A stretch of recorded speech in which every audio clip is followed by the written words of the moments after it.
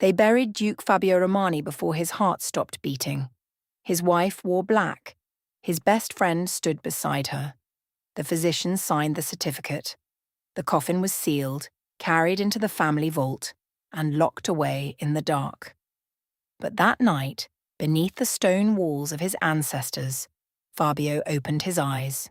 He was not dead. He was trapped in a coffin, breathing the last air of a man betrayed by everyone he loved. And when he finally clawed his way out of the grave and staggered back to his mansion, he saw the truth through the dining room window, his wife and his closest friend drinking wine, laughing and celebrating his death. So, Fabio Romani disappeared. And years later, a mysterious count returned to the province with a scarred face, a new name, and one purpose: to make them fall in love with the ghost they had buried. There is a particular kind of cruelty that wears a smile. It lives in the warmth of a held hand, in the softness of a whispered endearment, in the candlelit gleam of a dinner table where everything appears perfect and nothing is true. It is the cruelty of performance, the cruelty of a life constructed entirely as a stage set, with a trusting man standing at its center, believing every painted wall is real, every paper rose is living, every laugh directed at him is born of love rather than contempt. Fabio Romani was that man.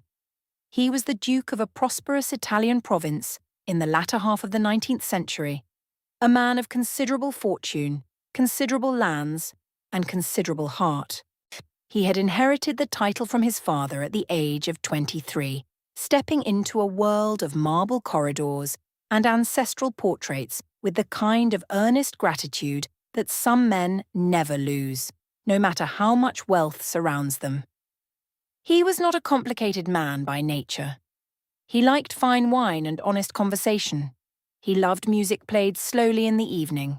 He was generous to his tenants, fair to his servants, and loyal to a fault to those he called his friends. In a society that prized performance above all things, Fabio Romani had the unfortunate quality of being entirely genuine. And genuine men, in a world built on theatre, are always the last to understand the play they are starring in. He met Nina at a spring ball hosted by a neighbouring family. She arrived in ivory silk, her dark hair pinned with pearls. And the room rearranged itself around her without her seeming to notice. Fabio noticed. He noticed immediately and completely, the way certain men notice certain women and never quite recover. She was beautiful in the way a painting is beautiful, in the way a landscape seen from a great distance appears peaceful and inviting, even when up close it is full of thorns. He danced with her 3 times that evening. He was careful to be formal, careful to be respectful, and entirely unable to conceal that he was utterly undone. They married the following spring. The wedding was the social event of the season. The cathedral was filled with white roses. The reception lasted 3 days. People came from across the province, from neighbouring cities, from families who had no particular connection to either the Duke or his bride, but simply could not afford to be absent from an occasion of such importance. Fabio stood at the altar with tears in his eyes that he made no effort to hide. He believed in the life that was beginning. He believed in the woman beside him. He believed, with his whole enormous and entirely misplaced heart, that he was the luckiest man in the province. Nina stood beside him and smiled at the guests. She had done what she came to do. The title was secured. The fortune was within reach. The marble corridors and the ancestral portraits and the wine cellars and the carriages and the summer estates and the winter accounts now bore her name alongside his. And that was precisely what she had planned from the moment she first heard the name Romani spoken in connection with a bachelor duke. She was not cruel in the obvious sense. She did not hate Fabio. Hate requires a kind of investment that Nina had never found worth making in anything that could not advance her position. She was simply indifferent to him, indifferent to his warmth, indifferent to his tenderness, indifferent to the way he looked at her across dinner tables as though she were the answer to every question he had ever asked. What she was not indifferent to was Guido Ferrante. Count Guido had been Fabio's closest friend since their university years. He was a dark, handsome man of moderate fortune and immoderate ambition, the kind of man who understood immediately and instinctively the architecture of every room he entered, to who sat at the top of it and who could be used for advancement. He had cultivated his friendship with Fabio with the careful patience of a gardener who knows that a certain tree, properly tended, will eventually bear fruit worth eating. He had been the one to introduce Nina to the Duke at that spring ball, which was not a coincidence at all, but a piece of precise social engineering that neither Fabio nor anyone else had been positioned to recognize. Guido and Nina had been lovers before the marriage. They had been lovers during the engagement. They were lovers throughout the years that followed. They met in the afternoons when Fabio was away on estate business, in a small house on the edge of the city that Guido maintained for exactly this purpose. They drank wine together and spoke with the languid contempt of people who believe themselves vastly superior to the world around them. They invented names for Fabio in private. They mimicked his earnestness. They laughed at his letters when he was travelling, at the tenderness of his language, at the way he still looked at his wife, as though she might one day look back with the same expression. It was the cruelty of people who are never alone long enough with their own reflection to understand what they have become. Meanwhile, Fabio continued to build his life with the devoted sincerity of a man laying bricks one at a time, believing that the structure will eventually be solid enough to last. He bought Nina jewels. He had rooms redecorated to her taste. He learned the names of the composers she claimed to prefer and filled the evening programs of their entertainments accordingly. He wrote her letters that she left unopened on her dressing table, letters that her maid quietly disposed of after several days, and Fabio assumed she had read them and said nothing because she was a woman of elegant restraint rather than because she had never once broken the seal. It might have gone on indefinitely. Comfortable, poisoned, false. Then came the summer the plague arrived. It entered the city through the port district, as these things always do. The first cases were reported among the dockworkers in early July, dismissed by the city physicians as isolated incidents, as bad water, as the ordinary summer fevers of a crowded city. By the middle of the month, the dismissals had become impossible to sustain. People were dying in their beds within days of the first symptoms. The disease moved with a speed that no one had prepared for, through the wealthier districts as readily as through the poor ones, respecting no address and no title. The aristocracy began leaving for their country estates in a tide of carriages and hastily packed trunks, each family calculating the exact moment at which departure would look prudent rather than cowardly. Fabio refused to leave. His tenants were in the city. His obligations were in the city. He was not a man who understood how to abandon people to whom he owed a duty of care. He fell ill on a Tuesday morning, 3 weeks into the outbreak.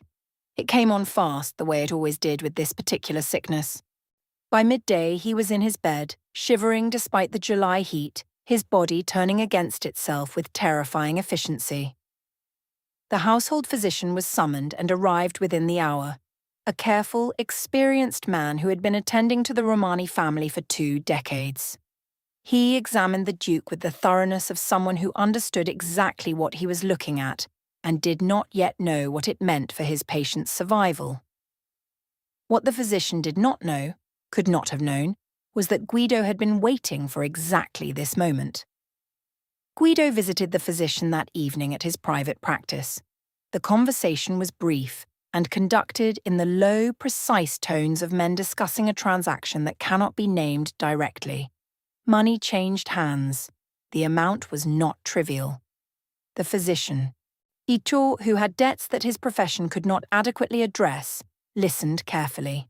The proposition was clear. The Duke's illness was serious. There was every possibility, given the current state of the outbreak and the Duke's condition, that he might not survive. The physician was being asked to simply accelerate the official timeline of that conclusion. not to hasten his death, merely to confirm it prematurely. The distinction, Guido explained, was an important one. The physician visited again the following morning. He examined the Duke, who was semi-conscious and unable to clearly comprehend what was happening in the room around him, and after a period of theatrical deliberation, announced to Nina that the illness had reached its fatal stage and that the Duke would not survive the day. He would return that evening to issue the formal certificate of death. Nina received this information with what the household staff later remembered as admirable composure. By evening, the death certificate had been signed. By midnight, the household had been informed. By the following morning, the arrangements were already in motion, with a speed that several members of the extended Romani family would later remark upon, though never quite directly enough to constitute an accusation. The funeral was held within 48 hours. The reasons were medical. The outbreak demanded swift action. The city was frightened, and the health authorities were requiring rapid interment of all cholera victims to prevent further spread of contagion. These were not invented reasons. They were real circumstances that happened to serve a purpose that had nothing to do with public health. Nina wore black with the same elegance with which she wore everything else. Guido stood at her shoulder throughout the service with the practiced solemnity of a devoted friend offering support in a time of grief. The extended family wept. The servants wept. The tenants sent representatives who stood at the back of the cathedral with their hats in their hands. The coffin was a heavy one, lead-lined, sealed against contagion. It was carried to the Romani family vault in the private cemetery on the estate grounds, placed in its stone alcove, and the vault door was sealed with the iron lock that had secured the remains of the Romani family for 3 generations. The reception afterward was held at the mansion.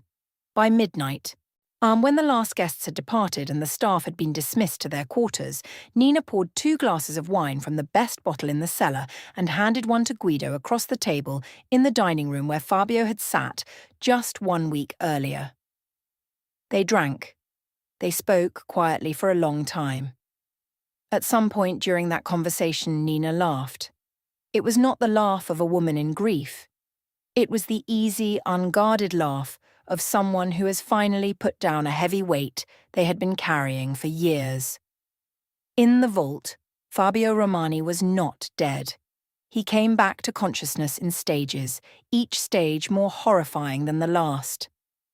First, there was the sensation of cold, absolute and surrounding, and the complete absence of light. Then there was the pressure of a lid inches above his face. Then there was the understanding. On arriving slowly and then all at once with a force that nearly broke him, of exactly where he was. He was in a coffin. He was sealed in a lead-lined coffin in the absolute darkness of the family vault. And he was breathing. He did not scream immediately. He had enough control of himself, enough hold on the rational part of his mind, to understand that screaming would consume air he could not afford to waste. He pressed his hands against the lid of the coffin and pushed with everything he had. The lid did not move. He felt along the edges, his fingers searching for any gap, any weakness, while the darkness pressed against him like a physical weight, and the air that remained grew thicker and more difficult with every breath. He had no way of knowing how long he had been in there. He had no way of knowing if it was day or night above him. He had no way of knowing if anyone would come. What he did know, with a clarity born of crisis, was that he had been put here alive. A man with cholera does not recover consciousness in a sealed coffin. A physician who makes a fatal diagnosis and then watches the patient die over the course of a day does not make errors of this magnitude. These were not the consequences of incompetence or misfortune. Someone had done this deliberately. Someone had paid to have the death certificate signed while he still lived, had arranged the rapid burial, had sealed this vault door over him while his heart was still beating. He understood who. He lay in the darkness for a long time with that understanding, and something that had been warm in Fabio Romani began its long process of going cold. though he was saved in the end by a combination of structural misfortune and desperate luck. The vault was old. One of the lower sections of the rear wall had been cracked for years, a hairline fracture that had been noted in a maintenance report and never adequately addressed. In the hours that followed his awakening, Fabio felt his way along every surface of the coffin alcove, discovered the crack, and worked at it with his fingers, and then with a piece of the coffin's interior lining until the crack widened enough to allow air, and then, after hours more of effort that he could not afterward clearly remember, until the stones came loose entirely. He crawled out through a gap barely wide enough to admit his body into the cold air of a cloudy night, and lay on the cemetery grass for a long time before he had the strength to stand. He was thin, he was weak, he was filthy with grave dirt and dried blood from cuts he had sustained in the crawling. His funeral clothes were torn. He looked like nothing so much as what he was, a dead man. He could not go to the house. Not yet. Not like this. Not with the weakness in his body and the murder in his heart. Not before he understood fully what he was walking back into. He approached through the garden, through the trees along the east wall, and came up to the dining room window in the darkness. The room was lit. He pressed himself against the stone and looked through the glass. Nina sat at the head of the table that had been his table. Guido sat at her right. There was wine between them and the remains of a good meal, and they were laughing. Nina's hair was loose the way she never wore it in company, the way Fabio had seen it only in the intimacy of their shared rooms. Guido's jacket was off. They looked like what they were, two people entirely comfortable in a space that had ceased to belong to anyone who might make them uncomfortable. Fabio stood in the dark garden and watched his wife and his best friend celebrate his death, and the last warmth in him went out like a candle in a sudden wind. He did not go to the door. He did not knock on the window. He turned and walked back into the dark, and everything that Fabio Romani had been walked into that darkness with him, and what came out the other side was something different. He had nowhere to go. The city was in the grip of a plague. He was officially dead, his assets transferred by law to his widow, his name effectively struck from the living world by a signed document and a lead-sealed coffin. He could not go to the authorities as Fabio Romani. He had no money, no documents, no name. What he had was a memory. Years before, his father had told him about a small cellar beneath the old gardener's cottage at the eastern edge of the estate, a private cache of unregistered assets that the old Duke had maintained outside of the official accounts. Jewels mostly accumulated over decades, kept as a private reserve against catastrophe. He had never examined the cellar himself. He had never had reason to. He had reason now. He found the cottage in the dark and broke the cellar lock with a stone from the garden wall. The cache was exactly as his father had described, a locked metal box containing stones that would have seemed fantastical even to the wealthiest jeweller in the city, rubies and diamonds and sapphires, and a collection of loose emeralds that caught the light of his stolen lantern like pieces of bottled summer. He took the box and he walked north out of the province, and he did not stop walking until the city was behind him. The transformation of Fabio Romani into Count Riva was not a quick process. It took years, and it cost him things beyond money, though money was no obstacle because the jewels were worth more than he had imagined, and he had been careful with them from the beginning. He travelled first to France, where he liquidated the first of the gems through a dealer in Lyon, who asked no questions and demanded only a commission that Fabio found entirely reasonable. With the resulting funds, he established himself in a modest apartment in Paris, under a name he chose with care, a name that sounded plausible for an Italian nobleman of uncertain regional origin, close enough to the sound of his province to feel right in his mouth but distant enough to mean nothing to anyone who heard it. He spent the first year recovering his health and studying the world he had left behind. He read the papers from the province when he could obtain them. He wrote no letters. He contacted no one. He became practiced at invisibility in the way only people who have already lost everything can manage. In the second year he travelled east. to Constantinople, and then further still, through territories that most of his former society would not have been able to find on a map.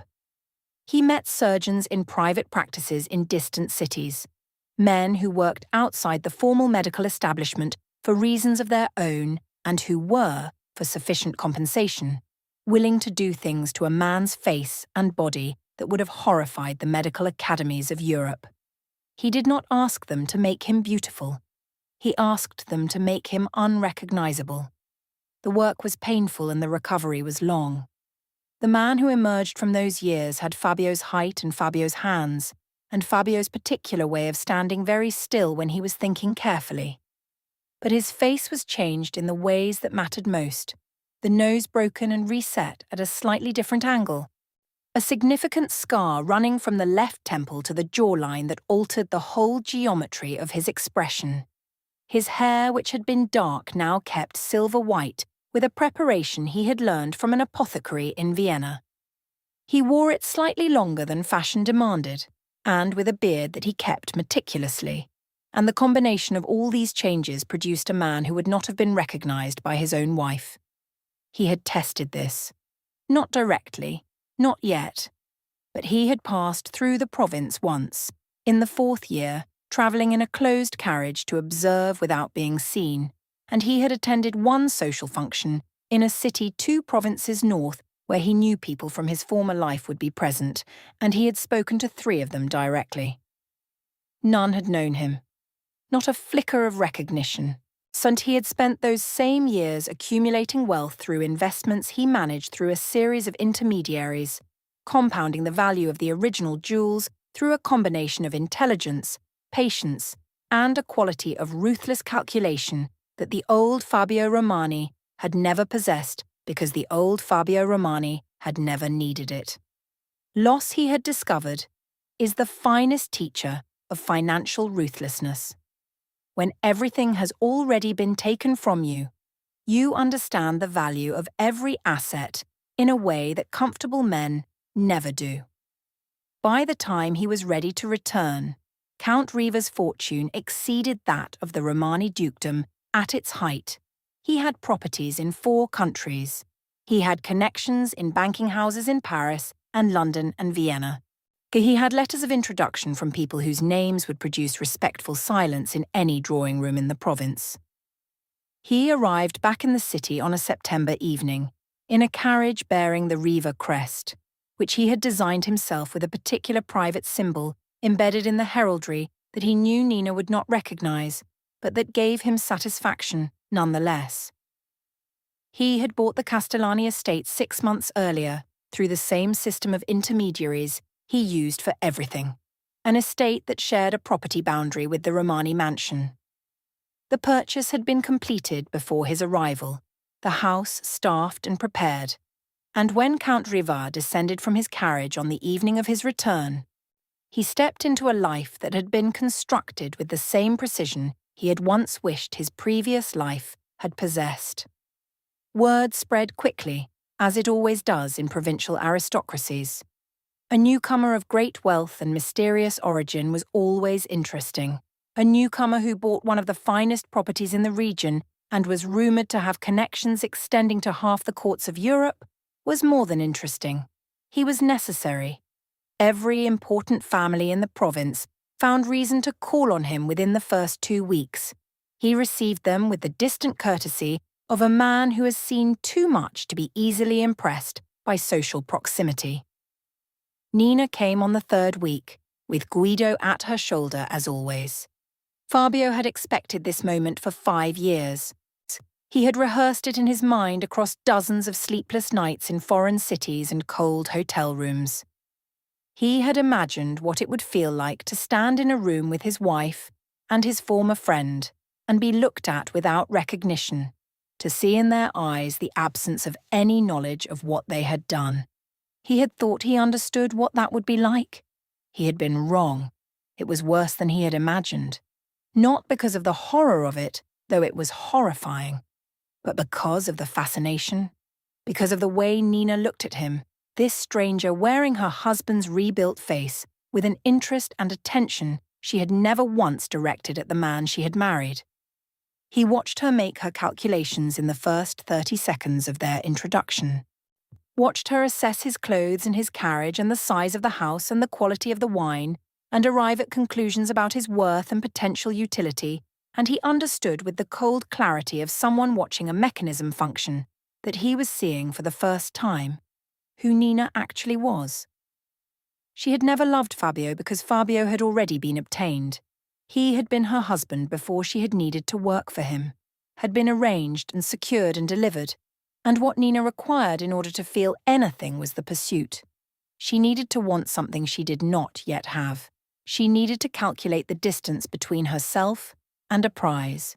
She needed the hunt. He was the hunt now. He played it slowly. He was interested but not eager. He was warm but not available.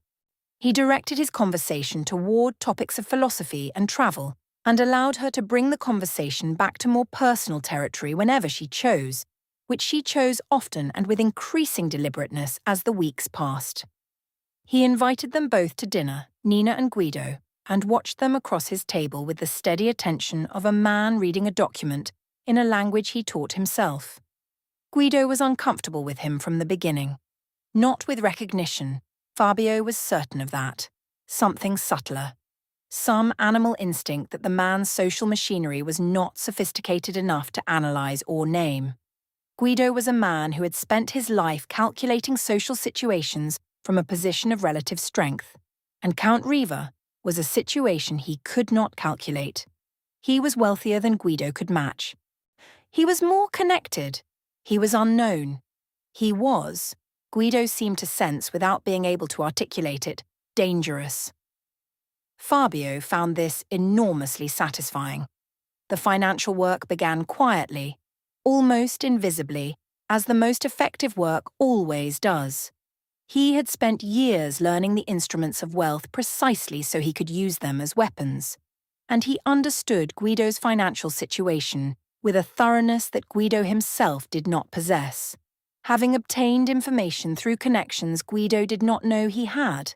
The Count's assets were substantial, but leveraged in ways that made them vulnerable to a specific sequence of pressures that could be applied through third parties in ways that would look like ordinary market conditions. He began to apply them. The first investment that went wrong was easily explained, and these things happen. Guido was annoyed but not alarmed. The second was more significant, a venture that Guido had been counting on to resolve certain other obligations, and its failure created a tightening in his accounts that required difficult decisions.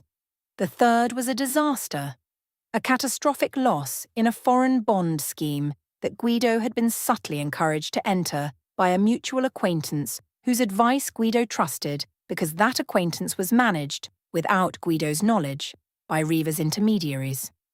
By the time winter arrived, Guido was in serious financial difficulty. He was not ruined, not yet, but he was frightened, and frightened men with financial troubles are not gracious companions. He became irritable. He became demanding. He began to make requests of Nina that she had never previously been asked to accommodate. Their requests for access to the Romani accounts, for use of estate assets as collateral. Nina, who had spent years managing Fabio's wealth with careful self-interest, was not disposed to share. The arguments between them, which had previously occurred behind closed doors, began to become audible in social settings. They disagreed about money at a dinner party hosted by the Ferrara family. They disagreed about priorities at the opera. The province noticed. The province always noticed. Meanwhile, Count Riva was everywhere Nina wanted to be, at every dinner, every concert, every afternoon ride through the gardens, quiet and steady and mysteriously compelling, asking nothing, offering everything, making no demands. He began, carefully and with deliberate precision, to deploy the weaponry of memory. It started small. He used phrases that Fabio Romani had been known for, particular constructions of speech that Nina would not consciously recognize, but that might register somewhere beneath the level of attention.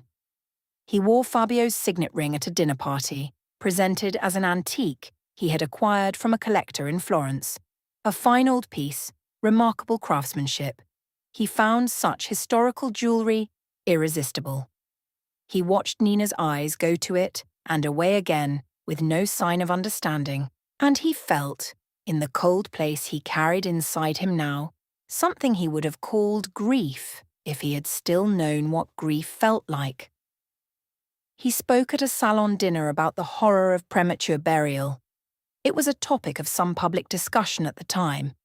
A writer in Paris had recently published a pamphlet on the subject, and it had made its way through provincial drawing rooms as a fashionable horror. He described the sensation as he imagined it, which was not imagining at all but remembering, in terms so specific and visceral that the table fell silent. The coldness of the enclosed space, the absence of light, the working out of what had happened in stages, the understanding that someone had put you there. Nina touched her wineglass and said nothing. He watched her. She had begun to understand, he thought, that there was something familiar about this man, something she could not locate, not recognition, something more like the feeling of remembering a dream after waking, when the dream has already dissolved, but its emotional residue persists for hours. She looked at him sometimes with an expression that was almost puzzlement, almost question, and then it would clear, and she would say something clever, and the moment would pass.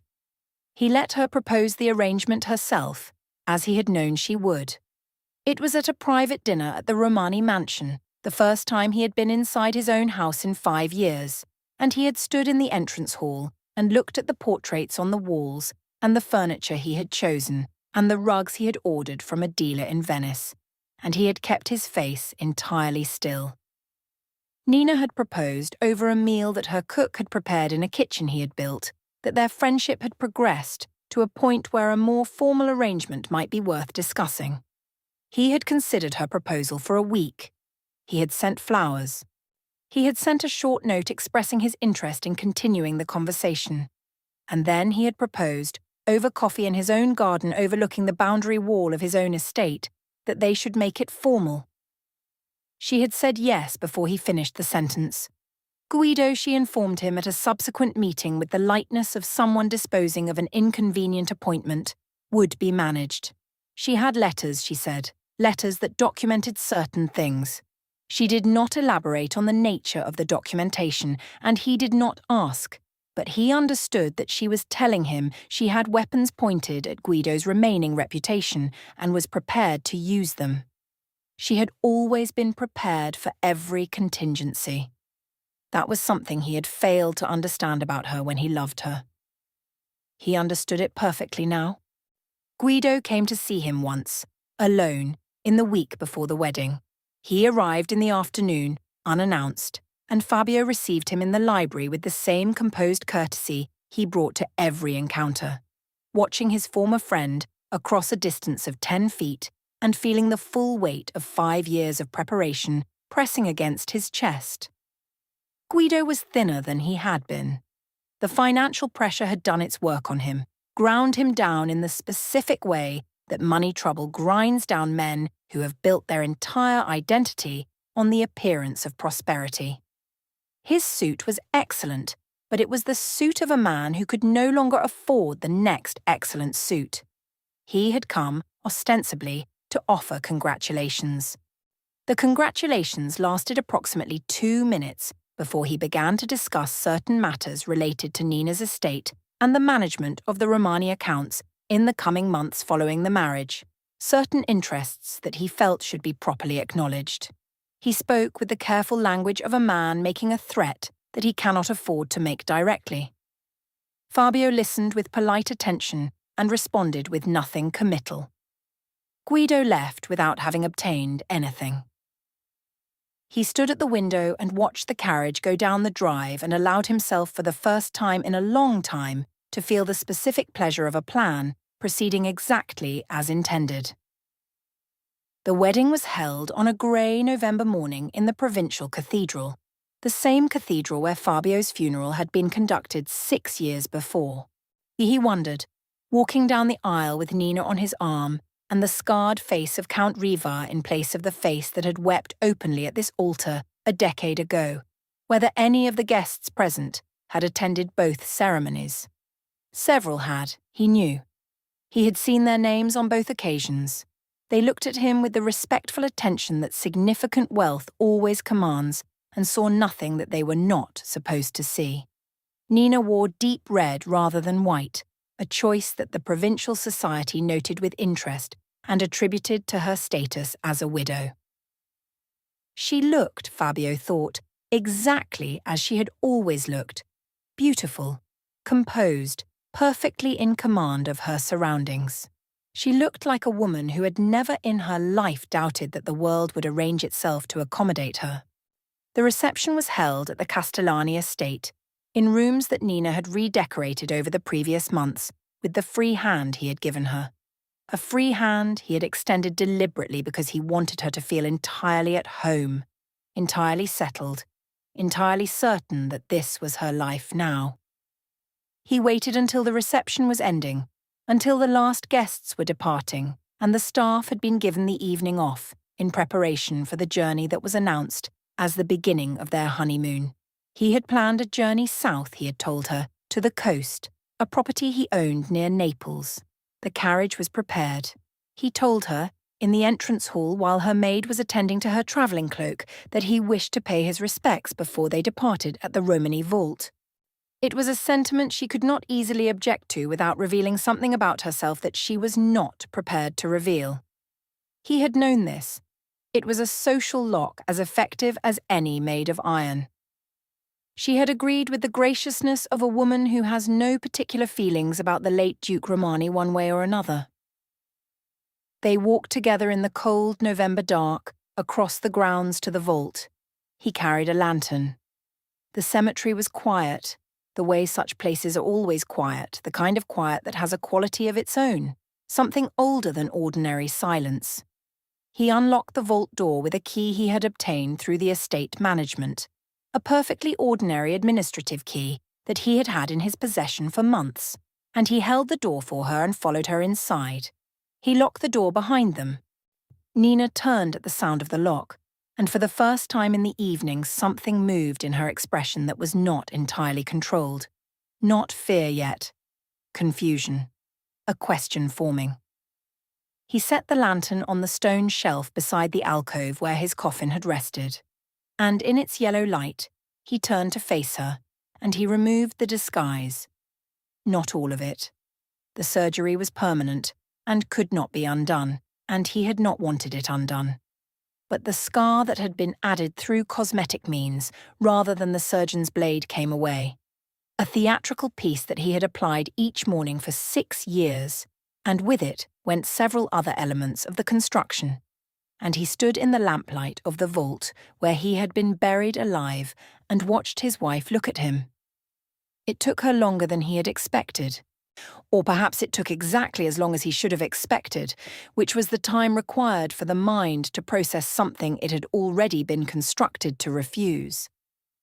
He watched her working through it. He watched the confusion deepen and then sharpen, and then go very still. She said his name. His real name, the name no one had spoken to him in 6 years. He confirmed it. He spoke for a long time in the vault, not with passion, not with the emotions that had driven him to this moment, but with the measured precision of someone reading a document into the record. He told her about waking in the coffin. He described it with the same specificity he had used at the salon dinner, and this time there was no ambiguity about why it resonated. He told her about the physician and the transaction that had preceded his diagnosis, and told her about the specific sum that had changed hands, named the date and the hour of the meeting, described the location and the parties, and every particular that he had assembled over 6 years of methodical investigation. He placed the evidence on the stone shelf beside the lantern. Documents, letters, records. The account of the physician, obtained years later when the man's own financial troubles had made him willing to speak. The records of transactions. Correspondence between Nina and Guido from the period of the plague, correspondence that had survived because servants who witness remarkable things do not always throw away the evidence. He stripped her of the Romani title by producing the legal documentation he had prepared by 3 separate law firms in 3 separate cities. The formal recognition of his continued existence, the nullification of the fraudulent death certificate, the reversal of the inheritance transfer, the annulment of both marriages, her first to him and this second one contracted under false pretenses. Every transaction she had executed as his widow and every asset she had accumulated through the Romani estate in the years of his supposed death was documented, categorized, and legally recovered. She would not be imprisoned, he told her. He had considered this and decided against it. Prison was too visible, too public, too short. What she would have was exactly what she had tried to give him, the experience of having everything stripped away. The title was gone, the fortune was gone, the social position was gone. The story of what she and Guido had done would be known. He had arranged for that as well. He took the lantern and he walked to the vault door, and he unlocked it, and he opened it onto the cold November night. He did not look back. He had imagined in the years of preparation that this moment would produce something large in him. Some completion, some final accounting of the debt that had been owed to him since the night he crawled out of this vault covered in earth and found his way to the window to watch his wife laugh. He had imagined that revenge fully realized would feel like something he could name, like justice, like relief, like the particular satisfaction of a balance finally restored. He walked across the cemetery and through the garden and along the drive toward the carriage that was waiting, and what he felt was nothing he had expected.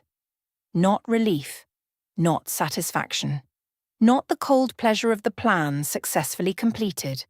Something else entirely, something quieter and more difficult, something that had to do with the fact that the man who had walked into that vault had spent 6 years becoming someone capable of doing what he had just done, and the man walking out of it had to live with what that becoming had cost.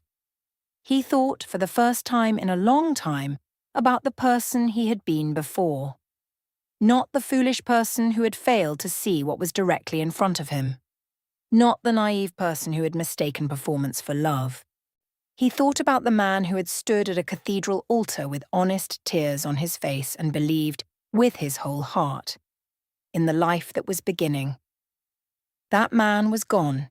He could not have been preserved through what followed. You cannot survive the things that had happened to Fabio Romani and remain the man you were before they happened. Something had to die in the vault. He understood that now. He had assumed it was the old softness, the foolish openness, the quality that had made him vulnerable. He had been wrong about that, or not entirely right. What had died was not just the vulnerability. What had died was the capacity to look at the world the way that man had looked at it, with the uncomplicated conviction that people are, at their core, what they present themselves to be. He had replaced it with something effective and cold, and entirely capable of doing what he had done tonight. And standing now in the night air with his hands in his pockets, and the vault behind him and the future ahead, he understood that what he had replaced it with was also a kind of prison. He did not return to the Castellani estate. He had no use for it anymore. He had arranged its disposition months before, as he had arranged the disposition of all his assets, the Romani estate to be held in trust for the care of its tenants and the maintenance of its lands, the Castellani property donated to a charitable foundation he had established under a name that had no connection to any of his identities. The money he would not need, and he was not interested in leaving it to anyone he knew. He travelled north in the carriage, and then east, and then north again, as the weeks passed and the weather changed, and the province fell further and further behind him. He ended in a small house on a hillside above a lake in a country where no one knew his name, his real name, or his invented one, and where the demands of provincial society had no reach. He was not happy there. He had not expected to be happy. Happiness was not a state he had particularly considered in his planning, perhaps because it had been so thoroughly associated with the false life he had been living before the vault, or perhaps because the years of preparation had trained him to evaluate everything in terms of its utility, and happiness is famously difficult to make useful. But there were mornings on the hillside when he watched the light move across the lake and felt something he could not name that was neither the cold pleasure of revenge nor the warm pleasure of the man he had been, but some third thing that belonged to the person he had become. Not peace exactly, not contentment, but the absence of the driving pressure that had occupied every waking hour for 6 years, the absence of the obsessive calculation, the absence of the performance. He kept a small garden. He read extensively. He walked every morning along the path that ran above the lake and looked at the landscape with the attentiveness of a man who has learned, through tremendous difficulty, to pay attention to what is actually there. He did not correspond with anyone from either of his previous lives. He wrote no memoirs. He had no interest in the story as a story, no interest in the dramatic arc of what had happened to him or the satisfying symmetry of his revenge. The symmetry had seemed important when he was planning it. It seemed now like the concern of someone who needed the world to be a narrative with clear shapes and proper endings. The world was not a narrative. The dead man in the lead coffin had learned that absolutely and without reservation, crawling through a crack in a stone wall in the dark. What was true was simpler and harder than any story. What was true was that people will do what they will do, and the worst of it is not the cruelty itself, but the indifference beneath the cruelty, the casual quality of other people's decision to destroy you when it serves their interests. Or what was true was that you could spend years avenging yourself on that indifference and end up in a house on a foreign hillside, alone, watching the lake. What was also true was that the lake was beautiful in the morning, that the garden produced more than he needed, and the excess he gave to his neighbours. That the books he read in the evenings contained sometimes sentences that seemed to address something in him that he had not been able to address himself. That the silence was not entirely empty. The province, when he thought about it at all, would remember him as the forgotten Duke. This was a name he had heard mentioned once in a newspaper, a passing reference to the strange story of the Romani family, the Duke who had died young, the widow who had been disgraced, the mysterious Count who had appeared and disappeared. The whole tangle of it reduced to 2 lines in a society column before the world moved on to the next scandal.